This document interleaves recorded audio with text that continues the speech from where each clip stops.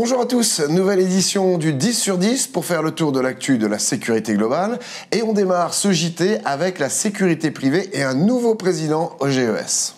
Luc Guillemin, qui quittera la présidence de Securitas France fin juin, quitte donc aussi le groupement des entreprises de sécurité qu'il présidait depuis janvier 2021. Il laisse sa place à Abdelhamid Fadewi, président du groupe Aetos Sécurité Privée, administrateur et vice-président du GES depuis sa création. Abdelhamid Fadewi prendra ses fonctions fin juin lors du congrès de Toulouse. Les projets de transformation du secteur de la sécurité privée portés par le GES ont, à cette occasion, été réaffirmés avec force. Le futur nouveau président du GES a déclaré, je cite, « Nous sommes à une période charnière de notre profession avec face à nous les futurs grands événements organisés en France. Nous serons une force pour la nation. Nous devons également faire face à des difficultés économiques jamais vues depuis la guerre et donc nous devons accompagner nos entreprises dans le cadre d'une inflation galopante. La sécurité est la préoccupation première des Français. Nous en ferons la préoccupation première de l'État et du patronat de manière générale. » En parallèle à cette élection, le GES lance officiellement l'indice des coûts de revient de la sécurité privée. Oui, c'était le 11 mai dernier, lors de son étape de Nancy, dans le cadre de son tour des régions.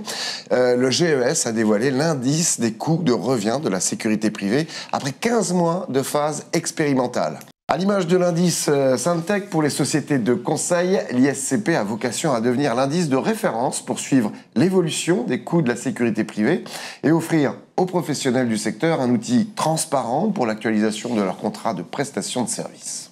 Dernière ligne droite avant le gala des directeurs de la sécurité, le grand rendez-vous annuel de la profession dédié aux directeurs de la sécurité sûreté de grandes entreprises publiques et privées se déroulera, Séverine, le mardi 20 juin au pavillon Cambon-Capucine. Directeur de la sécurité sûreté institutionnelle, élus, dirigeants d'entreprises de sécurité, plus de 450 acteurs clés seront présents à ce rendez-vous alors que plus de 36 000 personnes suivront cette 12e édition sur le web.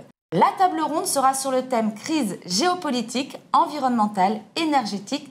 Quels impacts sur notre sécurité?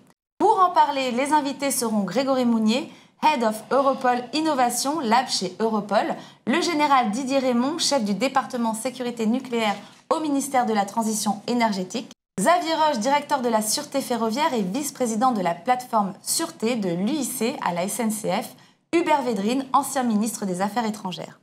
La sécurité privée pour protéger les élus. Le gouvernement a annoncé un pack sécurité pour les élus agressés, avec un centre d'analyse contre les violences, un renforcement des sanctions contre les auteurs de ces violences. Ils pourront contacter un référent pour faire part de menaces ou de violences reçues. 3400 référents seront disponibles dans les commissariats et gendarmeries, facilitant ainsi le lien entre les élus et les forces de l'ordre. S'ils le souhaitent, les élus pourront se signaler et se faire enregistrer dans un fichier pour permettre aux forces de l'ordre de déclencher une intervention plus rapide en cas d'appel au 17. Cette inscription au fichier permettra aussi de déclencher une vigilance renforcée autour des domiciles des maires lors des patrouilles et des rondes des forces de sécurité. Mais des maires ont demandé en plus la création d'un droit à la protection des élus, des candidats et de leurs familles, d'un droit systématique aux assurances et la prise en charge des frais d'agents de sécurité. Moralisation du secteur de la formation aux activités privées de sécurité. Publiée au journal officiel le 17 mai 2023, une ordonnance modifie le code de la sécurité intérieure afin de simplifier et d'améliorer la qualité au travail du personnel appartenant au secteur de la sécurité privée dans le cadre de la loi sécurité globale. Ce projet de loi comprend la détention d'une carte professionnelle, l'obligation d'être titulaire pour 5 ans d'un agrément délivré par le CNAPS pour les dirigeants d'organismes de la formation à la sécurité privée, un stage obligatoire de formation continue tous les 5 ans, une certification des organismes de formation pour un organisme certificateur accrédité par le Comité français d'accréditation. À noter que les réformes rentreront en application au plus tard le 1er septembre 2025 afin de ne pas chambouler l'organisation déjà complexe des Jeux Olympiques et Paralympiques 2024. Le Festival de Cannes a aussi vu défiler la sécurité privée.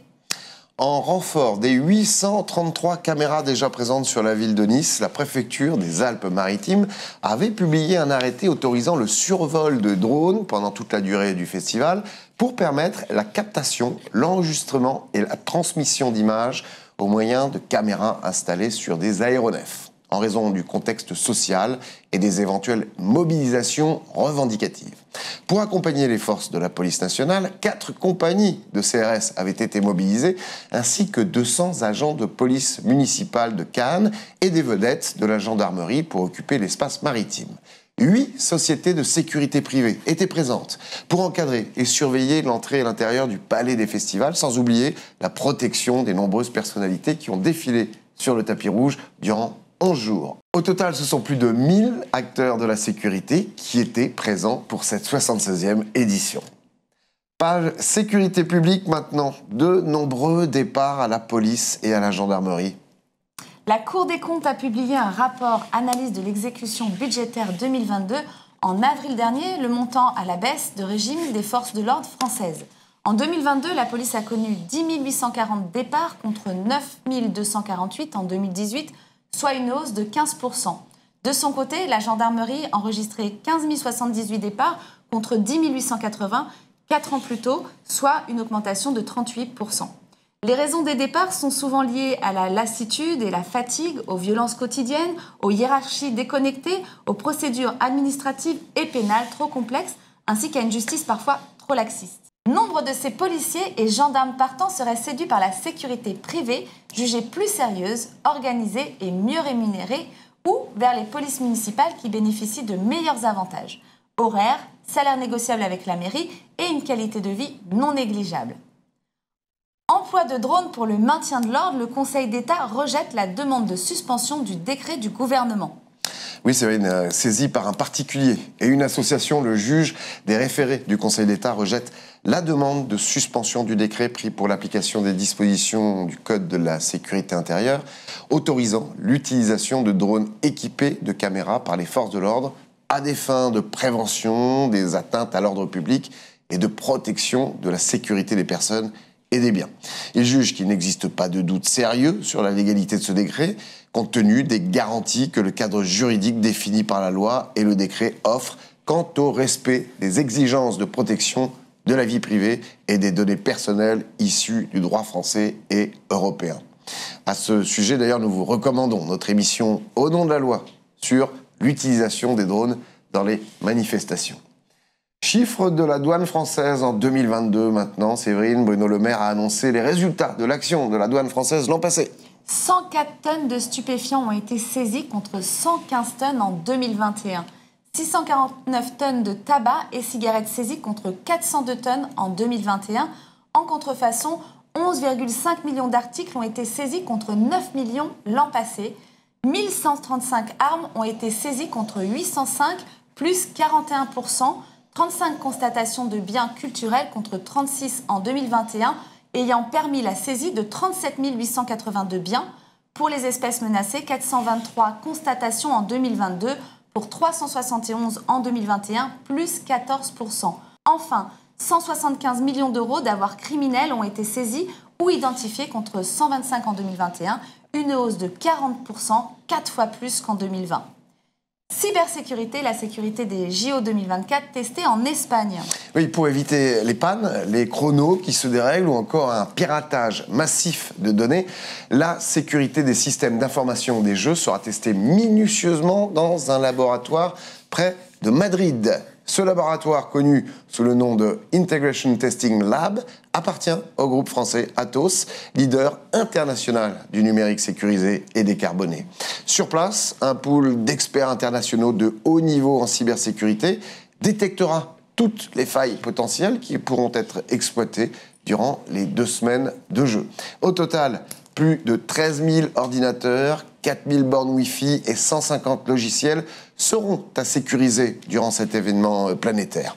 Une fierté pour les géants français qui ne souhaitent pas se rater en préparant des plans B pour chaque éventualité, a exprimé Patrick Adiba, responsable des grands événements chez Atos. Je cite, « Les Jeux Olympiques représentent pour Atos une mission de haute intensité, celle de préparer et de mettre en place tous les systèmes, les réseaux, les applications numériques qui devront couvrir les 329 épreuves olympiques et 549 paralympiques. La gendarmerie, quant à elle, fait le ménage sur Internet en vue des JO.